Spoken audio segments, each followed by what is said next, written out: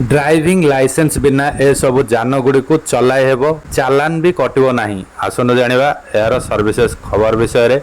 Driving licence बिना रास्ता रे दुई चकिया किंबा चारि चकिया गाड़ी चलाइले ट्रैफिक पुलिस गाड़ी जांच करी चालान काटंती। तेबे बाजार रे एपरि जान अछि जार ड्राइव पई ड्राइविंग लाइसेंस रो आवश्यकता नाही। बाजार रे उपलब्ध वैद्युतिक जान मध्यरु केतेक ईवी चलाइबा पई ड्राइविंग लाइसेंस रो आवश्यकता नाही, किंतु एथि पई किछि नियम अछि एवं आपणकर ईवी एही नियम अनुसार आसीबा उचित।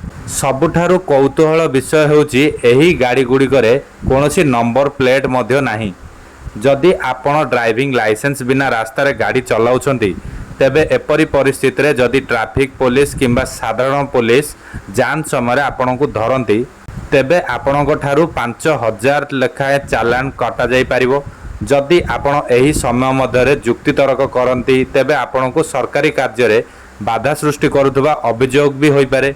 जदि आपण एही परिस्थिति रे अटकी रहिबाकू चाहू नाहंती तेबे आपण एक डीएल थिबा गाड़ी चलाइबा उचित किंबा एक गाड़ी बाछंतु जहाँ चलाइबा पई ड्राइविंग लाइसेंस रो आवश्यकता नाही। सड़क परिवहन एवं राजपथ मंत्रालय नियम अनुसार वैद्युतिक जान जहार सर्वोच्च वेग 25 किलोमीटर से सबू को रास्ता रे गाड़ी चलाइबा पई सेमाने कोनोसी प्रकार ड्राइविंग लाइसेंस किंबा पंजीकरण रो आवश्यकता नाही।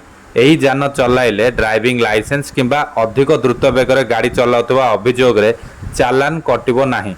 यह सहित पंजीकरण पई आरटीओ को जिबाकू पड़िबो नाही।